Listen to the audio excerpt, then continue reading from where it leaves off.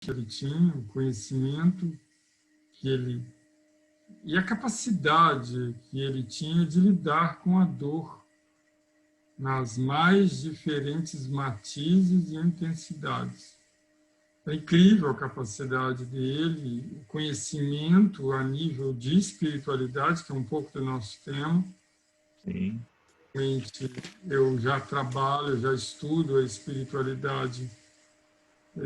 Eu venho de família católica, mas tive, desde a Igreja Católica, algumas percepções extrasensoriais, algumas capacidades de visualização desse padrão diferenciado da dimensão espiritual dentro do catolicismo, mas eu acabei, lá em 1980, mesmo tendo algumas experiências na Igreja Católica, ela não me dava um pouco dessas respostas, um pouco, não quase nada, e era muito difícil lidar com todo o conteúdo espiritual que surgia.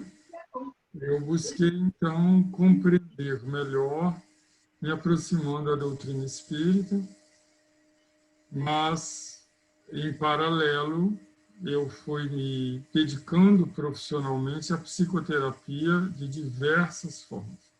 Eu tenho várias formações nesse sentido, mas, indiscutivelmente, a formação que eu considero, como o próprio nome diz, Deep Memory Process, processo de memória profunda, foi a formação de Roger Bulger, porque a terapia regressiva nos faz compreender que existe todo um universo a ser compreendido. A turma era de... Eu tive uma questão bastante significativa, o Alberto vai se recordar. Eu fiz o primeiro módulo em 2006, em Atibaia, e aí no segundo módulo em 2007, ou seja, 13 anos atrás. Eu já estava inscrito no segundo módulo, em final do ano, e no primeiro módulo, acho que foi início do ano de 2007, aí eu me inscrevi para o segundo módulo, que trabalhava as experiências, como o Roger dizia, no bardo. Eu estava inscrito, só que nesse meio do caminho eu descubro, eu tenho um diagnóstico de um meningioma, que é um tumor na meninge cerebral. Eu já estava com edema de hemisfério esquerdo, e em uma semana eu tinha perdido os movimentos do braço após a descoberta. Parei de escrever, depois eu comecei a ter alguma dificuldade de locomoção, e eu me recordo, inclusive, eu ligando para o grupo que estava reunido para justificar a minha ausência, e pedi que eles vibrassem por mim, que eu teria grande prova da minha existência. E tive que ser operado em 15 dias, pela gravidade do edema, e, além disso, foi uma operação de abertura de crânio, eu tive que abrir, retirar, não tinha outra forma de fazer, com altíssimo risco de sobrevivência e risco de sequela. Eu, na ocasião, tinha um filho de aproximadamente 15 anos, o outro de 13. Também, na ocasião, nós tínhamos, eu e minha esposa, uma farmácia de manipulação, que nos dava muito trabalho. Eu também, profissionalmente, eu sou um farmacêutico, tenho especialização em homeopatia, em terapia floral, e o floral me levou à psicanálise, porque o doutor Eduardo Bach, ele falava muito da importância de descobrirmos mais profundamente nós mesmos. Isso também me encantou. E eu estudo emoções e psique humano há mais de 30 anos. Puxa. Quem me levou foi a intrigante fala do Dr. Eduardo Bach, esse criador das essências florais, que também foi um outro que abriu minhas portas. E eu saio de um farmacêutico que já era homeopata. Eu tenho homeopatia vinda de um irmão do meu pai. Então, isso me levou para a área da homeopatia. Meu irmão, que é Marli, estávamos conversando, que é o Flávio de Brasília, ele hoje atua como psiquiatra, mas ele também é homeopata. Minha irmã, que atua como pneumologista, professora da Universidade Federal do Espírito Santo, também é homeopata. Então, nós temos uma família. Minha outra irmã trabalha como terapeuta floral, que é a Patrícia. Então, nós somos 4 filhos, e os 4 trabalham na área das práticas integrativas complementares de saúde e na área de saúde mental, de alguma forma. Até que é essa que é pneumo, ela prescreve floral, ela gosta também muito disso, já fez formações nessa área. Meu irmão, que é psiquiatra, nem se fala. Sim. Patrícia fez patchwork, trabalha com patchwork, fez formação também em psicanálise, trabalha com terapia floral. Então, é uma família, nós 4. Uma família de cura, né? É uma família que trabalha os 4 com a área de cura, exatamente. Cura. Que maravilha. O Flávio fez o curso com o Roger também. Fez também o seu irmão, né? O Flávio fez, meu irmão fez uma acredito que ou a primeira ou a segunda turma dele no Brasil. Nossa, que bacana. Bem lá no início, o Flávio fez. Ele acaba não atuando com a técnica, porque como psiquiatra fica um pouco mais difícil, mas ele tem a formação com o Roger, e ele que me incentivou a procurar essa formação do Roger. Foi meu irmão, e ela é bastante impactante. Nesse caso, eu tive, e é por isso, eu tive na ocasião da cirurgia, o meu tumor é localizado bem na área central. Sim. Comprimia a hipotálamo, hipófise, ele comprimia também a pineal. E, com a retirada do tumor, eu tive uma experiência de transcendência dentro do hospital, uma dimensão bastante intensa.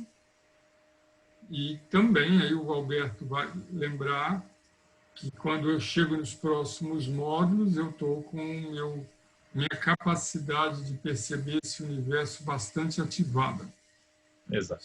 Eu continuei essa busca, eu fui fazer várias formações, eu tenho formação em trauma, porque o próprio Roger tinha nos orientado, então eu fiz uma formação em experiência somática, tenho a formação completa e sou practitioner em experiência somática. Trabalho também na área já fui coordenador aqui no Estado, de um dos grupos que teve aqui, de experiência somática, que trabalha com trauma, da Associação Brasileira de Trauma. Também tenho uma formação em constelação familiar, em terapia sistêmica familiar, fiz também formação em programação neurolinguística, em coaching, tenho MBA em gestão de pessoas pela Fundação Getúlio Vargas. Então, e agora, por último, aí eu fiz uma bem interessante de filosofia e psicanálise na Universidade Federal do Espírito Santo, e eu escolhi como TCC estudar as experiências de transcendência, as experiências de êxtase dos grandes filósofos e pensadores da história. E eu tinha como orientador um professor de filosofia religiosa, um doutorado no Vaticano, na Itália, e que trabalhou no Vaticano, e ele foi fantástico na orientação desse TCC. E aí agora eu tenho acompanhado vários congressos de neurociência, que são principalmente os BRAIN, que é o Brain Behavior, e que o BRAIN ele trabalha muito a neurociência aplicada no comportamento. E aí, a partir do BRAIN, eu fiz uma pós-graduação, que na verdade o BRAIN, os principais coordenadores estão na PUC do Rio Grande do Sul, eles, então, montaram uma pós-graduação na PUC de neurociência do comportamento. E aí eu terminei agora, em dezembro, e também continuei nessa busca de estudar ciência e espiritualidade. Esqueci, eu também sou um dos fundadores da Associação Médica Espírita do Espírito Santo, eu ajudei na sua fundação, participo de vários eventos junto com os médicos espíritas, com psicólogos espíritas, com outros profissionais de saúde. Trabalho numa casa espírita, a Comunidade Espírita Esperança é a maior casa em número de trabalhadores aqui do nosso estado. Atuo nessa casa na coordenação da terapia fluídica, que é essa área de terapia usando a mão, usando a transferência de energia. Tenho pesquisado, nós temos um grupo de pesquisa, nós fizemos uma pesquisa desse assunto já tem mais de 5 anos, vindo de Mesmer até o conhecimento científico atual, estudando hipnose. Eu também fiz uma formação em hipnose, eu tenho uma formação com Alberto Lopes de hipnogênese, e também fui estudar hipnose nesse trabalho de pesquisa que nós estamos fazendo de terapia através da imposição de mãos. Também fiz curso lá atrás de Reiki. Bom, belo currículo. Então, trabalho com imposição de mãos, é só para as pessoas entenderem, não tenho dificuldade nenhuma em dizer isso. Sim. Eu não tudo como vivencio essa prática. E no curso de neurociência, por grata surpresa, o professor a segunda disciplina da pós-graduação da Pontífica Universidade Católica do Rio Grande do Sul foi dado pelo vice-reitor dessa universidade, foi Neurociência da Espiritualidade, em que os professores trouxeram bastante a visão científica da espiritualidade, e eu voltei a fazer agora, nessa pós-graduação, um novo trabalho de conclusão de curso, fui orientado em torno da transcendência, a experiência de transcendência, o estudo da neurociência da transcendência e como que isso favorece o desenvolvimento da saúde e bem-estar. Eu acabei de fazer essa formação, por isso quando o Alberto entrou em contato, é uma oportunidade da gente trocar um pouco. Exato. E para fazer esse trabalho, eu abri realmente nisso lá, nos deu a condição, eu pesquisei em artigos do mundo inteiro, um banco de centenas de artigos, e para poder montar esse trabalho. É bem interessante isso, a maioria deles em língua inglesa. Nós temos poucas pesquisas na ciência da espiritualidade no Brasil, a grande maioria delas ainda é fora do nosso país e estão em língua inglesa. Mas é bastante interessante, por isso que nós aceitamos o desafio aí do Alberto. Que bacana.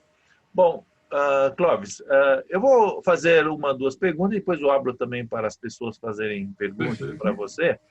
Eu acho que é importante, no momento que nós estamos passando no Brasil e no mundo, né, com essa pandemia, eu queria saber a sua opinião, porque a demanda está muito grande por questões psicológicas, questões desta pandemia, o quanto está afetando emocionalmente, mentalmente, energeticamente todo o planeta. Então, eu queria saber, para começarmos, né, o que você pode falar para a gente, né, neste momento que o mundo está passando e o que nós vamos ter que fazer, porque a demanda é muito grande, né? Então, eu começaria com uma coisa que eu considero um grande legado que a neurociência e a ciência nos deu, que foi a pesquisa em larga escala da meditação. Meditação hoje já tem um atributo científico de base. São milhares de trabalhos que confirmam sua eficácia terapêutica e a importância de sua utilização na psicoterapia, Sim. na vida diária, no desenvolvimento do bem-estar. Isso também a gente tem que agradecer, e eu agradeço publicamente a uma pessoa que eu admiro demais, que é Dalai Lama. O Dalai Lama, ele foi um dos grandes incentivadores dessas pesquisas. Ele não só conseguiu monges que se colocaram à disposição para ser objeto de pesquisa, como ele conseguiu patrocinadores para que começassem essas pesquisas. Que bacana. E hoje nós temos milhares, aí não são centenas, milhares de pesquisas de meditação. Então, eu começaria pela meditação.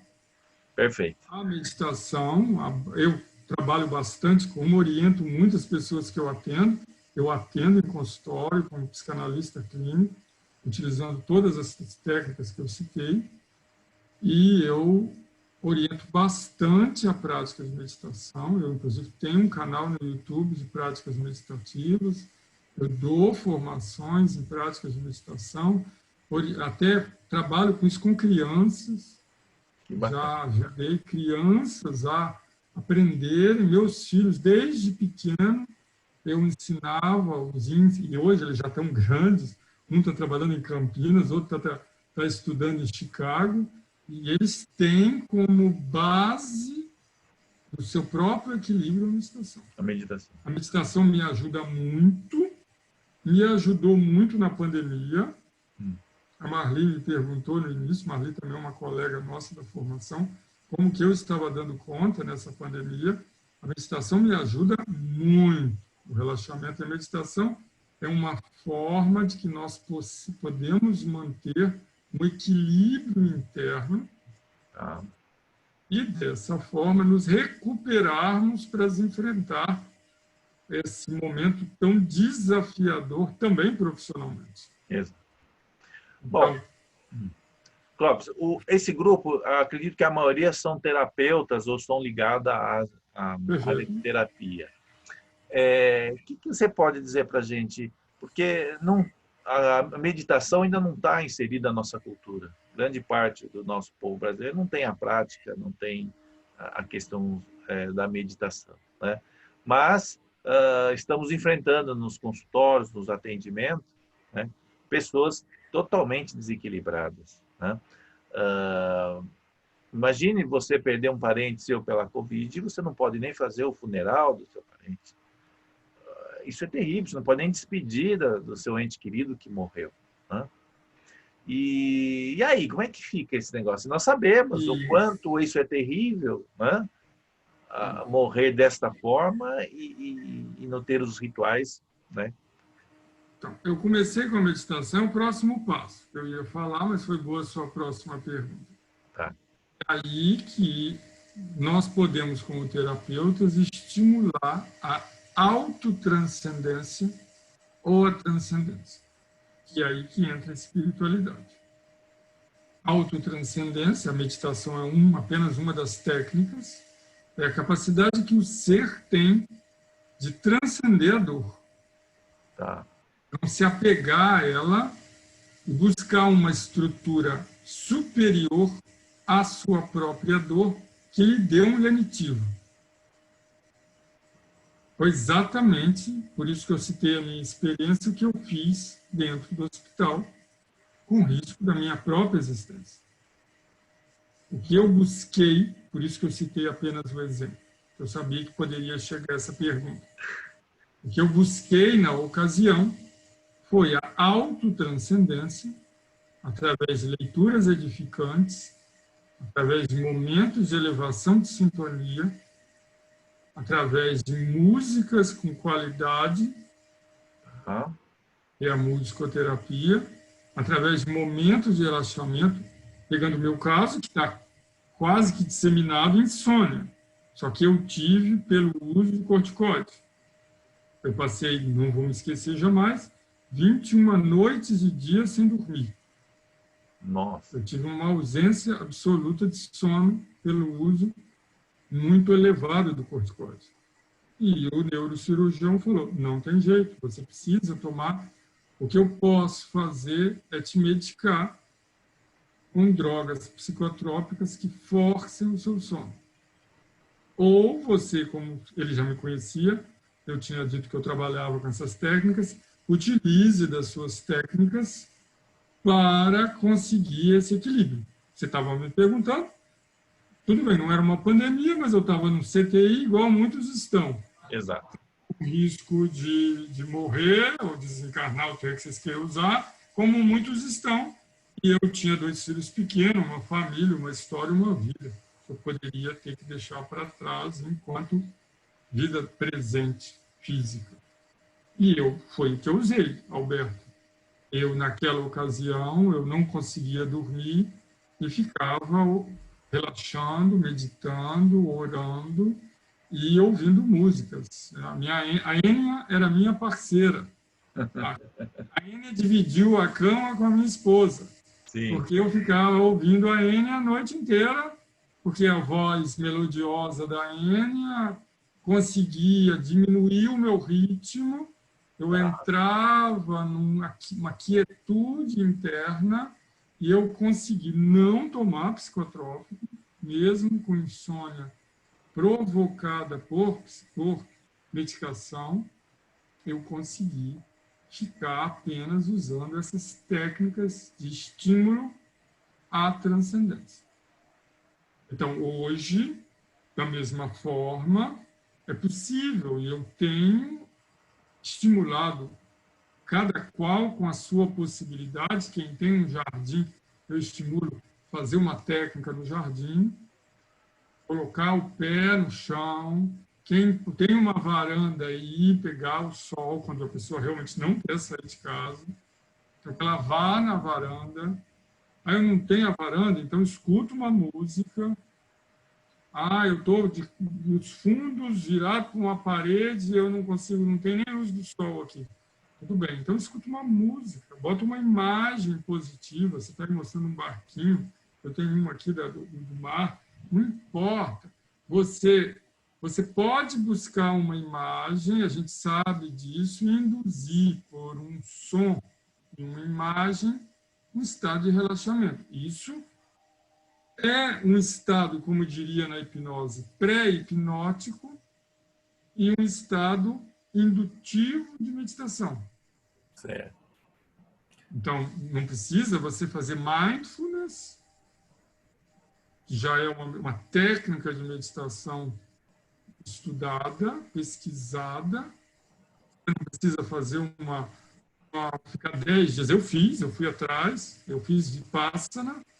Eu fiquei 10 dias meditando e fantástico, recomendo, incrível a capacidade que o Vipassana, que Goenka passou através dos estudos dos monges do Myanmar para a sociedade ocidental, que se chama Vipassana, e que realmente, quem aqui, se tiver algum terapeuta que já fez, sabe a profundidade que essa meditação chega. Mas são raros os que vão ter possibilidade, Alberto, de fazer Vipassana. Com certeza. Roger Ruger... Vão aprender a fazer mindfulness. O Roger recomendava, mas eu falei que ainda meu espírito não está preparado para ficar 10 dias lá. Né? Você não fez, mas eu continuo te recomendando, Alberto. Sim, um dia... Foi uma experiência... Um dia eu vou ter estarei num estado mais elevado, talvez eu possa fazer, mas por enquanto... Não, lá tinha de tudo. Eu fiz com 40 homens, são 40 homens separados de 40 mulheres, a gente nem encontra. Sim. Tinha do meu lado, só no 10º dia que você pode falar, 9 dias, Alberto, sem falar. Nossa!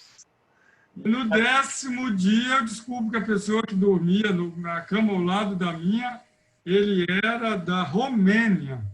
Nossa! Nem português falava. E tinha um outro da França. Da outra pessoa do meu lado era um engenheiro de telecomunicações que estava lá. Tinha de tudo lá no curso de Vipassana. Curso não, né? Na imersão lá de mindfulness, que não deixa de ser mindfulness. Mas eu concordo com você, a meditação ainda não é uma prática nossa, Exato. Mas nós temos uma outra prática chamada Oração. Elevação de sintonia. Oração, essa elevação de sintonia já dá para a gente, isso é algo que a nossa tradição traz. É. A minha família é budista, né? Então nós temos um mantra que nós praticamos, então já ajuda um pouco. Né? Bastante, Alberto, é isso aí. Mas o que eu, como profissional, faço? Eu busco dentro da pessoa que me procura uma forma dela buscar uma transcendência. Bom, seja lá a que ela esteja aberta. Claro.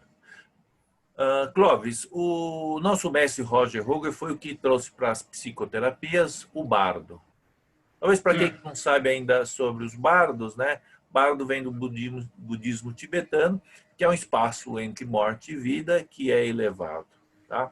Então, e Roger Hoger, então, nas suas práticas, implementou a utilização dos recursos dessa transcendência nos bardos, né?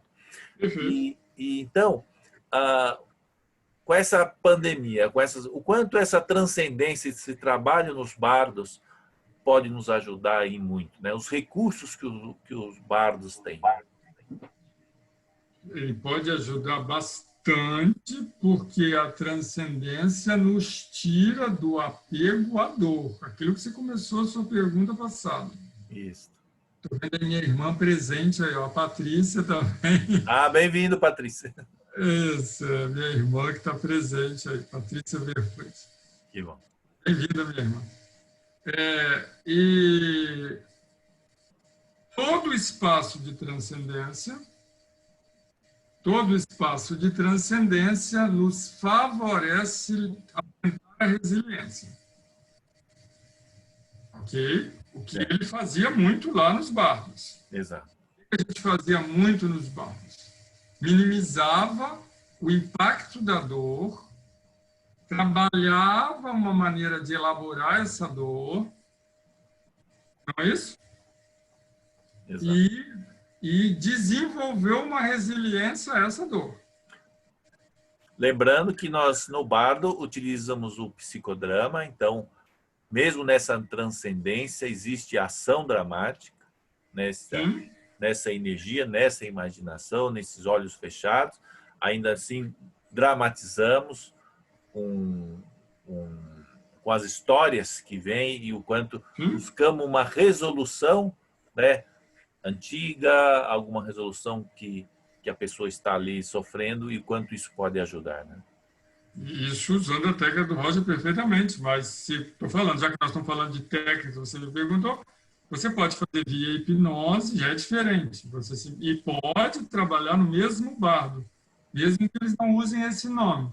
Sim. Mas a técnica de hipnose, você vai para esse mesmo espaço de transcendência, resolve nele também essas questões, mas por uma indução mais passiva, uma atividade mais interna, não tão dramatizada.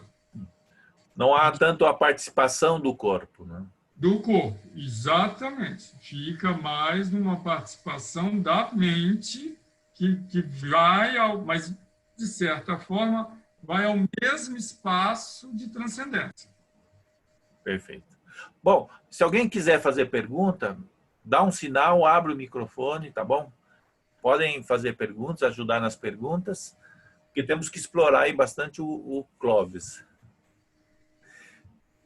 Bom, e onde entra vidas passadas nisso tudo, Clóvis? Isso. Então, vamos lá. Em todos esses estudos que eu tenho feito, mais eu tenho enxergado que isso, o curso de trauma me ajudou bastante também. Uma experiência traumática, ela acaba sendo exacerbada por uma experiência semelhante que esteja armazenada numa estrutura psíquica profunda. Essa estrutura psíquica profunda, ou corpo biopsicoplasmático, carrega todo esse conteúdo das experiências vividas em outras existências. A própria ciência, você pega a fala de Amit Goswami, que é esse PhD, que fala que ele é da Índia, e ele tem trazido bastante essa contextualização dos ensinos hindus para uma visão da física. Fritjof Capra fez isso também, é bastante conhecido, num livro como o Tal da Física, O Ponto de Mutação. Amit Goswami tem vários livros, eu estive com ele num evento da psicologia transpessoal, um congresso também lá em Atibaia, e ele tem trazido bastante esse conhecimento, essa aproximação da ciência desse corpo biopsicoplasmático. Este corpo, Alberto, que se entende, que traz essas experiências, que traz toda essa informação. Ele é um corpo, só que ele é um corpo energético, o corpo astral. Ele é um corpo que permanece com o espírito entre as vidas, que ele acompanha o espírito enquanto corpo. Sim. E que no processo de encarnação ele traz essa estrutura. São os famosos registros akásticos. Sim. Mas em psicoterapia, como é que nós trabalhamos isso? Né? Isso. Não, eu só estou falando, andando para trás. Então, eu estou querendo mostrar o que é muito interessante. Isso eu acho que a maioria de vocês que são terapeutas percebe. A psicoterapia tradicional, ela para quando ela chega no espírito. Porque tem coisas que, se eu não entender que tem algo por trás, eu não entendo, eu não alcanço. Então, para que eu alcance, eu vou ter que entender o quê? Que existe uma alma, que existe um conteúdo trabalhado. Algumas vezes também o nosso professor Roger nos mostrava que esse conteúdo podia ser uma experiência traumática infantil. Sim. E nem sempre ele fazia a regressão a uma outra existência. Uma experiência traumática infantil pode ser um propiciador de um distúrbio psiquiátrico. Agora, se eu vivi, se eu tenho dentro da estrutura psíquica da minha alma algo semelhante, isso passa a ser um reforçador. Isso amplifica o sintoma. E aí é mais difícil para o ser conseguir o quê? Enfrentar aquela dificuldade. Então, nesse caso, a experiência de outras existências, e por isso que ela cresceu no mundo, eu até trouxe aqui para mostrar para as pessoas, essa é uma obra bem significativa, 20 casos sugestivos de reencarnação, e seu autor mais, vou pegar aqui, se chama Dr. Ian Stevenson. O Dr. Ian Stevenson, ele era diretor do Departamento de Parapsicologia e Psiquiatria Comportamental da Universidade de Virgínia, nos Estados Unidos, e catalogou mais de 2.000 casos de pessoas, na maioria crianças, que espontaneamente manifestaram recordações de vidas passadas. Este livro tem casos da Índia, do Ceilão, atual Sri Lanka, do Líbano e do Brasil. Ele também veio aqui pesquisar. É um livro, esse é tradução para o português, não é difícil para a leitura. Bem larguinho aqui, ó, bastante dados desses casos, desses 20 casos, mas ele estudou mais de 2.000 casos. Alguns casos são impressionantes.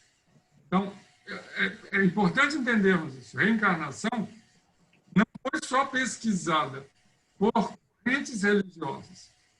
O Dr. Ian Stevenson sequer ele seguia uma linha e tinha uma visão religiosa de estudo.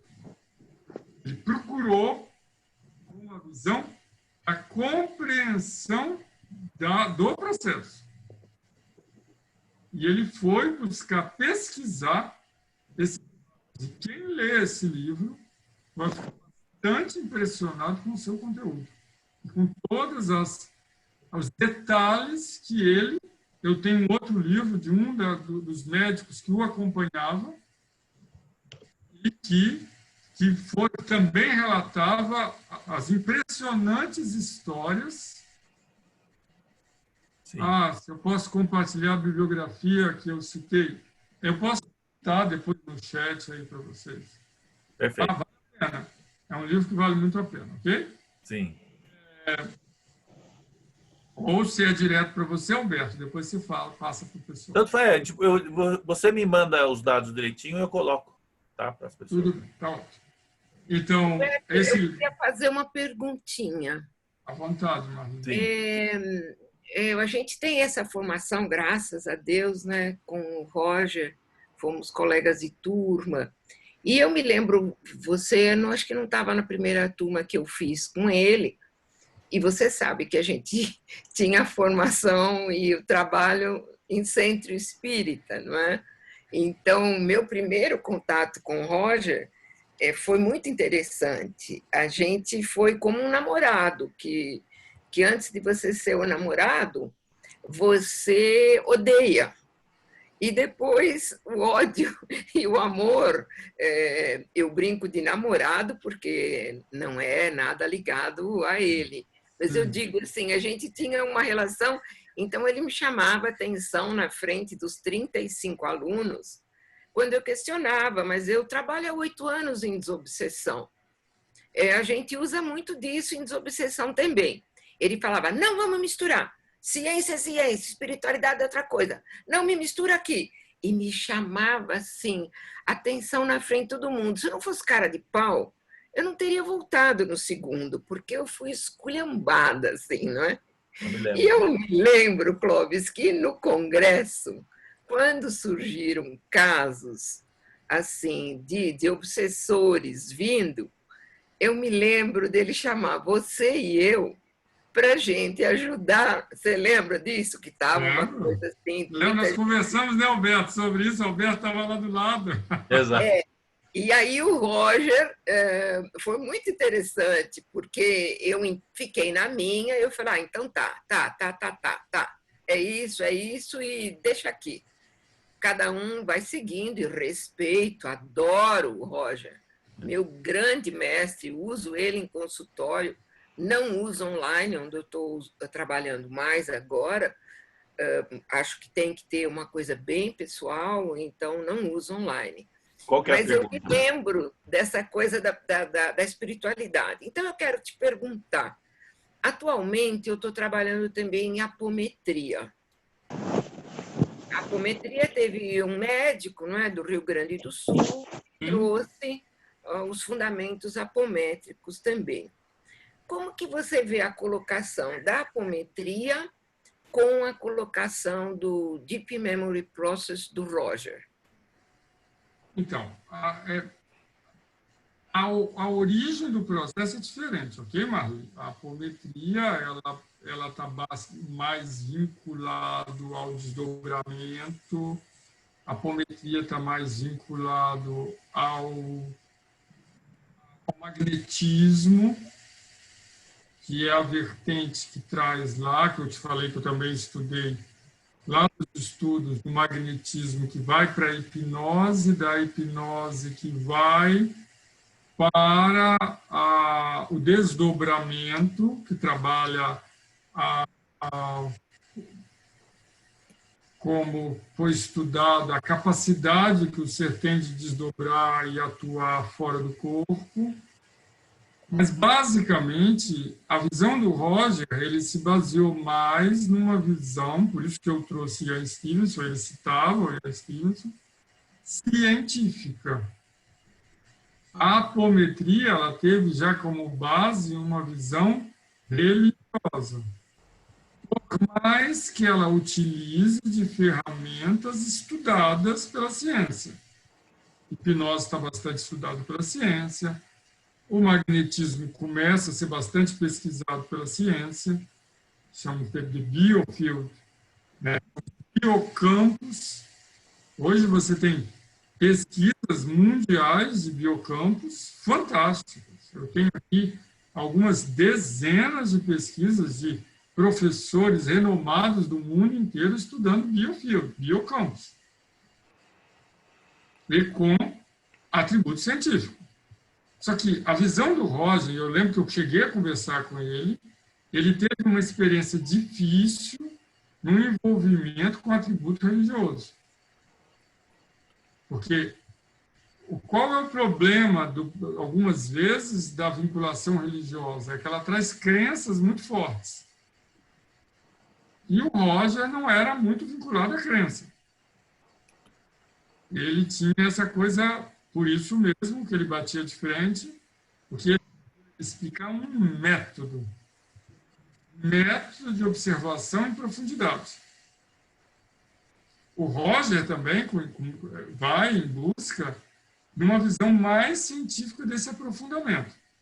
Por mais que a apometria tenha surgido no hospital no Rio Grande do Sul, sua grande pesquisa, foi utilizada em cura, mas a origem está muito vinculada a um processo religioso. E muitos dos que usam estão vinculados a uma visão religiosa, como você citou, processos de obsessão. Só que espiritualidade, é isso que é importante ser dito, o Roberto ainda não me perguntou, hoje é um termo científico, que não tem nada a ver com o espiritismo. Espiritismo é um dos caminhos à espiritualidade. É muito interessante isso, eu participei a convite de um grande pesquisador, ele é espírita, mas ele estuda espiritualidade, ele é um psiquiatra, recomendo a todos vocês que estão pedindo biografia anotar esse nome, Alexander Moreira de Almeida. O Dr. Alexander é do NUPES, Núcleo de Pesquisa da Universidade Federal de Juiz de Fora. Ele é fantástico. As pesquisas do Alexander são muito bem estruturadas. Ele tem falas ele hoje coordena o departamento da Associação Brasileira de Psiquiatria de Espiritualidade. E ele coordena igualmente o departamento de espiritualidade da Associação Mundial de Psiquiatria. Que bacana. Então, traz uma parapsiquiatria, ele respalda em pesquisa, vai ter agora no sábado, ele vai de novo, ele até me mandou um convite, não sei se eu poderia, porque eu tenho um outro evento concomitante, vai ter um outro numa instituição de parapsicologia nos Estados Unidos, que ele voltará a estar. E eu estive em um da Associação Psiquiátrica Mundial, que aconteceu online, no final do ano passado, com representantes do mundo inteiro, psiquiatras do mundo inteiro, neurologistas, psicoterapeutas, estudando espiritualidade, com busca científica desse estudo. Então, ainda falta, Marli, atributo científico da apometria. Não se tem pesquisas suficientes publicadas. Como não se tem pesquisas suficientes publicadas que sejam das próprias técnicas espíritas. É exatamente isso que o Alexander está tentando fazer, isso que o Júlio Pérez está tentando fazer, que é outro, esse psicólogo. O Júlio Pérez, ele é filho do Ney Prieto Pérez, que também foi outro que fez publicações muito significativas nas áreas das emoções. E o Júlio Pérez pesquisa profundamente, inclusive reencarnação. Ele está fazendo pesquisa de reencarnação, ele está fazendo pesquisa de biocampo. Ele tem um livro inteiro sobre a área de trauma. É um outro pesquisador que vale a pena. O Júlio Pérez também está falando cientificamente desses assuntos e pesquisando, Marli. Então, o que nos falta um pouco... O Júlio Pérez é nosso docente aqui na pós-graduação da Associação Luso-Brasileira de Transpessoal, e nós temos tido contato direto com ele. Ele é maravilhoso. E ele pesquisa, é isso que falta. Então, ele foi fazer, assim, convidado pelos Estados Unidos uma grande pesquisa que foi a origem do livro dele sobre trauma, que o que nos falta aqui em pesquisa é dinheiro, tempo que você possa ter. Eu estava lendo hoje, inclusive, eu fiz uma leitura, um trabalho que eu tenho dele com Andrew Nuremberg, que é um dos maiores pesquisadores. Ele tem publicações e trabalhos dele junto com os bambambam do mundo de pesquisa de espiritualidade, como o Nuremberg. Eu tenho ido almoçar com ele, é muito interessante a história do Júlio Pérez, porque ele é filho de pais, a mãe foi quem trouxe a TBP, a terapia de vida passada, né, para o Brasil. Então, os pais espíritas. E ele negou a espiritualidade, o espiritismo, a vida inteira. Negou. Mas eu vou falar uma coisa mais interessante. Quando ele se achou nisso, ele até teve que trabalhar um processo meio de culpa, porque caía de pau, desculpa a expressão, em cima da mãe. Claro. Você é uma grande cientista. Como que você pode ficar com essa coisa de espiritismo, não sei o que lá? E quando ele foi estudar a espiritualidade, ele então pediu perdão à mãe, porque era muito garoto, muito jovem, não é? E acho que também com esse fervor todo que ele se entregou à pesquisa. Até pelo trauma da culpa, né? Eu estou citando esses nomes, mas tem vários outros, porque são pessoas que estão conseguindo, com pouco recurso que nós temos, pesquisar no Brasil. E é isso que nos falta. O nosso professor, ele não tinha essa, não era a área dele, do Roger, mas pelo menos ele construiu, ele foi buscar como base do processo que ele desenvolveu a ciência. Para quê? Para tentar fortalecer uma visão não mística, mas tendesse mais ao lado científico. Já algumas outras técnicas acabam seguindo mais para o místico. Não é que o místico esteja errado, que o grande problema da aceitação da espiritualidade é a visão que muitos davam a ela de místico, de sagrado. E ela nos leva ao sagrado, mas nem todos alcançam o sagrado, ou têm uma dimensão do sagrado. É muito interessante. Num desses eventos que eu fui que eu assisti a nível mundial de especialistas em pesquisa de ciência da espiritualidade, alguns se confessaram ateus. Olha que interessante. Eles pesquisam espiritualidade, eles pesquisam transcendência, mas ele diz, eu sou ateu do Deus místico. Porque a visão deles é uma visão de transcendência. Exato. Não se preocupando com crença. Mas isso já é passo. Por isso que eu citei no meu curso de neurociência, tem uma disciplina dada pelo vice-reitor, neurologista, sobre neurociência da espiritualidade. E o segundo professor, outro neurologista, também falando de neurociência da espiritualidade. Eu fui permitido fazer um TCC de autotranscendência. Então, aí eu tenho muito interesse em ler, se você me permitir, Clóvis. Deixa eu acabar, é porque o texto está terminando, eu estou terminando de receber a minha certificação lá do PUC, mas eu já apresentei o TCC, já fui aprovado, mas eu preciso da liberação deles, liberado, com certeza. Eu fiz em formato de reportagem jornalística, para linguagem acessível a todos. Então, Clóvis, aproveitando, então, você acha que nós estamos nesse caminho da transcendência, as psicoterapias estão caminhando para essa ponte, vamos dizer assim, para a transcendência? Saindo da terapia verbal? Ciência, não só a psicoterapia. Sim. A ciência está caminhando para a transcendência. Para a transcendência. A resposta à sua pergunta, depois de tudo que eu venho estudando, para as dores da alma e mesmo as dores do corpo, é a transcendência. A transcendência é o futuro da cura. Com certeza, com certeza. Porque na transcendência nós vamos transcender a uma visão limitada. Não é que nós vamos excluir nada. A transcendência ela não exclui, ela amplia. Exato. A verdadeira pessoa que conhece a transcendência, e eu falo por mim, eu tive que abrir minha cabeça. Eu agradeço ao neurocirurgião que fez e me manteve nessa existência. E eu tive que tomar a medicação, o corticoide, como eu falei, e eu tomei tudo que foi necessário. Porque eu tinha um edema de hemisfério. Se eu tomasse o corticoide e não tomasse o anticonvulsivante, eu ia convulsionar. Ou teria risco de. Ou eu poderia ter hemorragia intracraniana.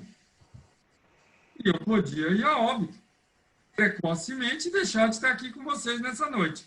Então, transcendência não tem absolutamente nada a ver com a medicina, a cirurgia, a necessidade de tomar medicamento. Tem casos, eu tomaria um medicamento para dormir, se eu não tivesse técnicas que estimulassem essa autotranscendência e me minimizassem o meu estado de alerta predisposto pelo corticoide. Perfeito. Bom, Okay? Clóvis, aproveitando, está muito em voga hoje a questão da constelação, o trabalho transgeracional, né? Perfeito. O quanto isso está, de alguma forma, ajudando muitas pessoas, principalmente agora que estão morrendo pessoas, estão morrendo por causa dessa pandemia, né? Em termos práticos, né? Qual o caminho que facilita isso? Porque a constelação, pelo que eu sei, é sempre feito numa sessão só. E já o trabalho transgeracional é uma continuidade em psicoterapia com essa visão mais transgeracional, né? Porque Roger dizia que 75% das questões humanas vêm de nossos antepassados. Perfeito. Tá. O que eu diria disso? A visão sistêmica familiar, ela não se encerra em uma sessão. Eu trabalho com terapia sistêmica familiar, não só com constelação. A transgeracionalidade, trabalhar a ancestralidade é uma visão sistêmica familiar. Trabalhar campo ancestral é uma visão sistêmica familiar. Eu trabalho muito, por isso que eu fiz uma formação de constelação com bonecos. Eu uso os bonecos numa sessão individual para favorecer a compreensão dessa ação no campo. Mas eu não trabalho em uma sessão só, Roberto. Eu trabalho em várias sessões e eu vou atuar no sistema até que o sistema encontre equilíbrio. A visão sistêmica é porque a visão de constelação em grupo é que aquele grupo que foi montado num determinado momento, ele se desfaz. Ele pode manter os seus efeitos, mas aquele grupo de pessoas que fizeram a constelação naquele determinado dia e horário não estarão mais lá. Só que ele tem uma repercussão sistêmica, como acontece com a transgeracionalidade. Lá fiz um módulo lá de ancestralidade com o Roger. Então, mas a visão sistêmica familiar é maior do que só a constelação. A constelação é uma dos caminhos para uma visão sistêmica familiar. O que está crescendo através de uma visão quântica, de uma visão transcendente, de uma visão de campo. Existem campos. E que estes campos, isso lá na curso de neurociência, ela é falado o tempo inteiro. Campo é ciência. Campo é realidade. E nós agora estamos num campo. E isso, um atendimento, mesmo online, eu tenho pacientes que eu atendo online e que eu consigo atuar no campo da pessoa. E você pode fazer, e eu tenho visto, processos de constelação familiar com a minha professora, que ela faz online. E as pessoas entram em contato, sentem e sentem no campo. Eu estou participando de trabalho, aí, como a Marli falou, mas aí já no critério religioso, Eu participo de trabalhos online com percepção de processos espirituais do outro, com cada um presente numa residência. Exato. Então, campo. Agora, uma pergunta mais provocativa. Eu questiono um pouco a questão do online, esse trabalho de campo, por uma questão simples, a questão de contaminação. Contaminação energética, né, nesses trabalhos do campo energético. Explica a sua pergunta. O que você chama de contaminação energética? Você põe pessoas para... Você abre este campo onde vai trabalhar uma dor, né? Você está falando online ou presencial? A constelação presencial? Não. Online, os dois. Para mim, os dois. Tá. Você abre um campo, online ou presencial, vai trabalhar ali uma dor. Sabemos que essa energia atrai outras energias similares, não é isso? E o quanto é difícil, o quanto o risco corre de contaminação dessas energias, desta dor, nas pessoas que estão participando neste campo. Então, o que estou falando da minha experiência é que tem o campo familiar, quando você entra em contato com ele, ele prepondera. Porque a intensidade desse campo é maior. Não é que não possa haver interferência. Pode. Não estou dizendo que não possa. Sim. Eu estou dizendo que eu já participei de várias constelações em grupo. A intensidade do campo familiar trabalhado prepondera. E essa intensidade é que protege da invasão de campo. Vamos dar um exemplo lá nos cursos do Roger. E vai lembrar, quando nós estávamos juntos lá. Sim. E lá no nosso último encontro em Porto Seguro. Tinha interferência de campo. Sim. Tinha interferência de campo, inclusive nos cursos do Roger. E nós tínhamos algumas vezes que criar uma estrutura de força, de blindagem, para impedir essa interferência. Então, interferência de campo, desculpa, vai existir sempre. Até vi esse negócio maravilhoso, mas super perigoso, chamado celular. Sim. Porque agora o celular está trazendo um campo externo, desconhecido, para dentro da psique humana. E que está nos impactando. Claro. E na pandemia tem muita gente apavorada por uma informação de um campo externo. E o quanto nós podemos nos preparar para enfrentar isso? Até nós como terapeutas, né? Então, enquanto nós podemos nos preparar para tentar enfrentar a interferência de campo, é o quê? Fortalecendo o nosso sistema interno. O nosso centramento, a nossa percepção de campo. Daí que eu citei algumas dessas ferramentas. Por isso que, senhor meu amigo Alberto, eu fui para o Vipassana e passei 10 dias. Exato. Eu fui atrás de várias dessas formações para que me capacitassem para enfrentar esses difíceis campos que algumas vezes são encaminhados até no consultório. Eu atendo hoje casos extremamente complexos e que eu falo de experiência própria. O que me ajuda a lidar com eles é a minha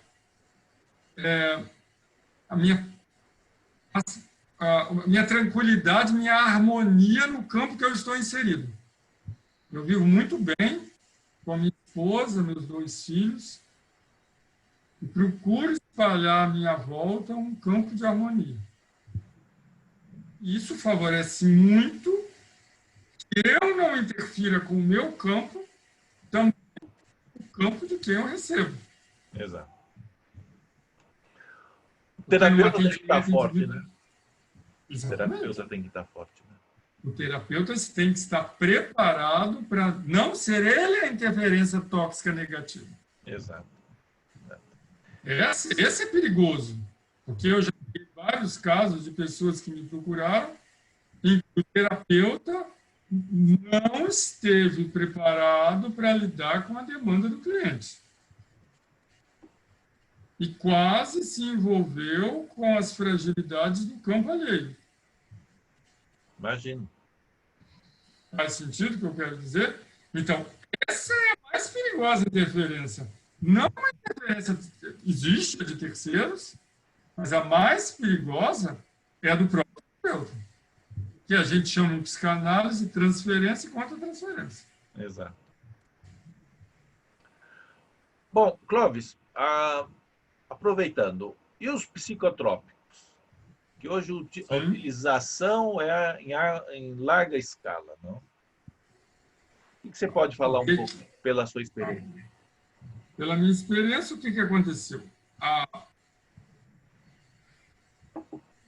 Quando a gente estuda a história da saúde mental, nós vamos entender que, num determinado momento, não é muito tempo atrás, final do século XIX, o ser humano tinha muito pouco conhecimento de saúde mental.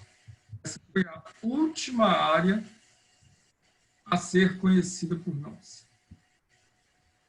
As práticas ainda eram muito agressivas. As pessoas, a grande maioria que apresentavam saúde mental por muitos séculos, eram expulsos ou, em algumas civilizações, eram colocados num barril que botavam para rolar morro abaixo. Está na literatura, infelizmente. Eram considerados personas não gratas na sociedade, ou eles eram colocados. E aí nós fizemos o quê? Já nós não matávamos mais, mas nós colocamos em sanatórios, em casas de loucos, para que eles fossem excluídos da sociedade.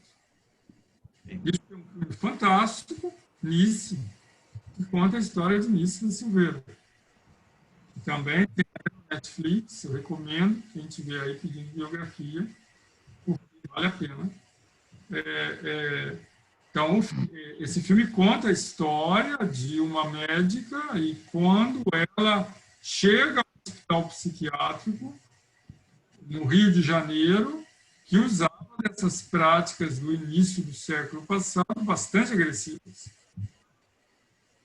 Quem traz alguma novidade, aí a gente tem que tirar o chapéu para ele, foi Sigmund Freud, quando ele teve coragem, um pouco antes dele, né, que começa esse movimento foi Mesmer, que ele corajosamente começou a entender que existia um magnetismo, existia uma força que atuava na mente humana, uma força energética. E o magnetismo foi caminhando, influenciando o Marquês de Puységur, que foi seguidor de Mesmer, que sobreviveu porque ele era um marquês da França. Depois seguiu para vários outros, como Despotet. Depois teve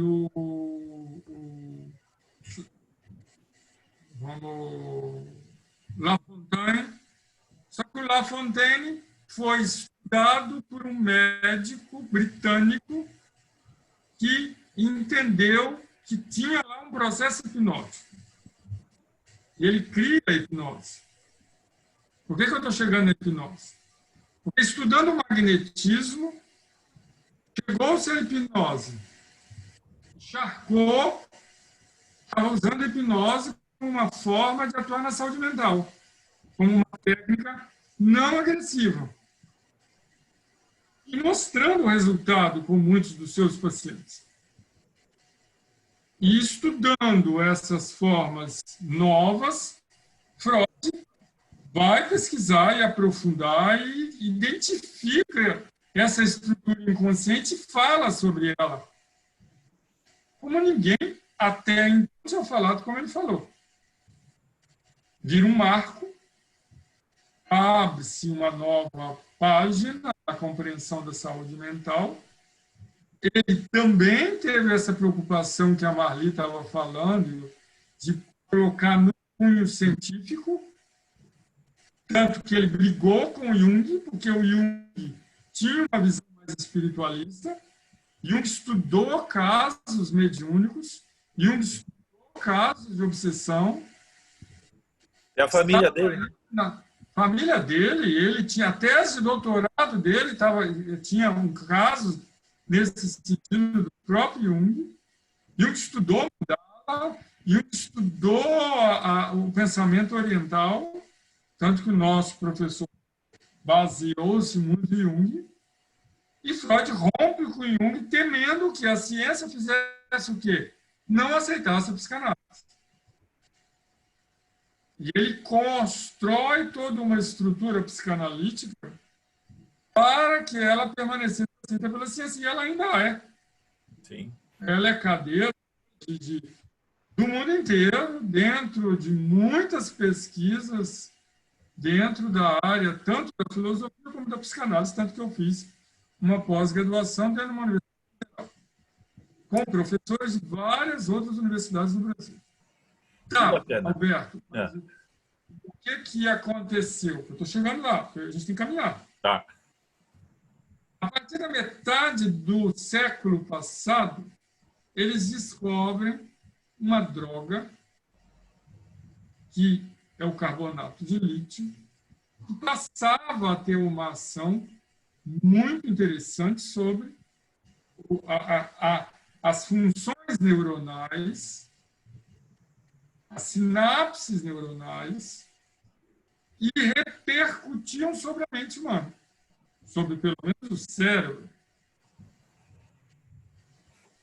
E aí começou -se a prescrever em diferentes concentrações o lítio, que está até hoje se usa lítio.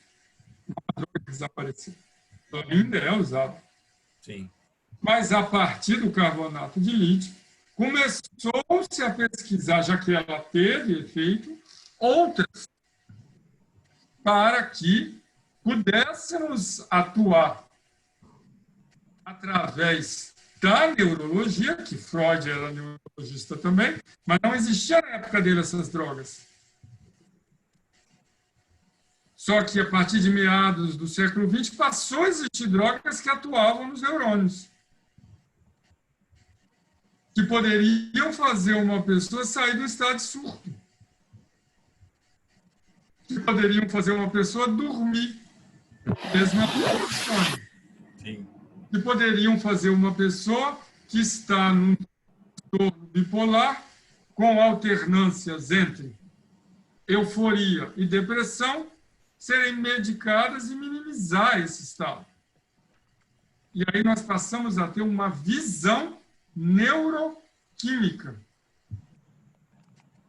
que passou, incentivado pela ciência, a predominar, no qual se acreditava, chegou-se a acreditar, que com a genética se provaria que tudo era genético.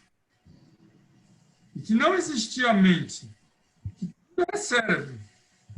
E que quando se mapeasse, você poderia, pela inteligência artificial, criar a mente humana.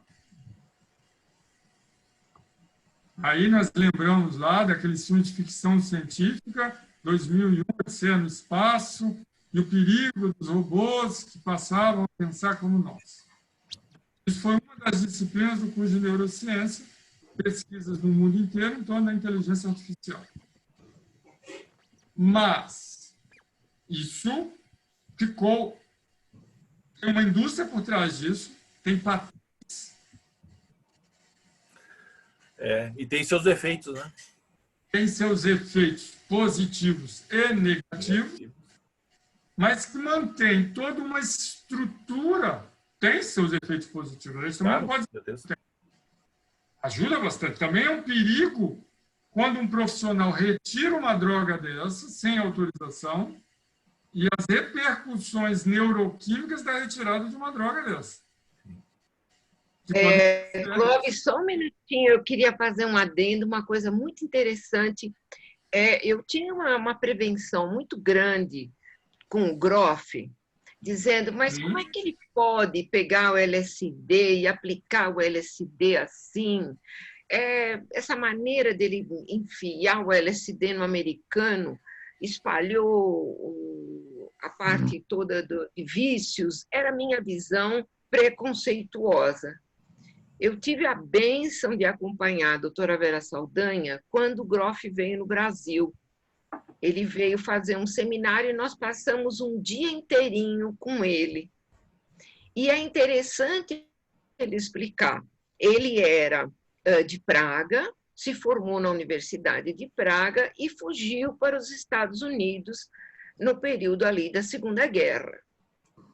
Ele chega nos Estados Unidos, a maior moda entre os grandes ricaços, inclusive a gente sabe que a filha do Kennedy era fazer a lobotomia. Então ele chegou lá, ele ficou desesperado, o que é isso? Eles estão abrindo e tirando uma parte do cérebro.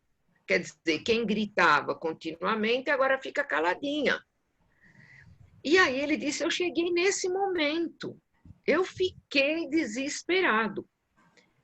Por uma sintonia muito grande da ciência, ele recebe uma carta de um colega de Praga que tinha feito pesquisa com LSD, mas que lá já estava proibido pelo comunismo. Que ele iria enviar pelo correio para ele. Achei essa história assim, falada pela... Obrigado pela compartilhamento. Olha, pela boca do professor Groff, que eu amei ele de paixão. Ele é um fofo total, um homem tão simples. Aí ele comentou que ele recebeu desse amigo, assim, na enrustida, pelo correio, e ele, então, aplicou nesses pacientes já com a prescrição da lobotomia.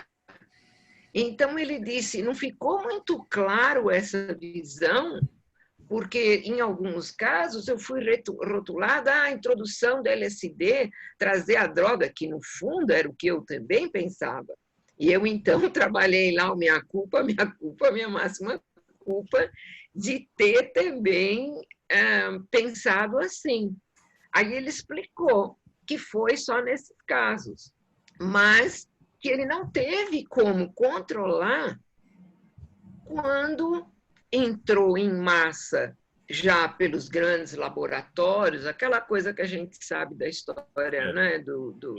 Mas eu complementaria, Marli, com uma coisa que eu não sei se vocês sabem, quem botou a cocaína nos Estados Unidos foi a Bayer.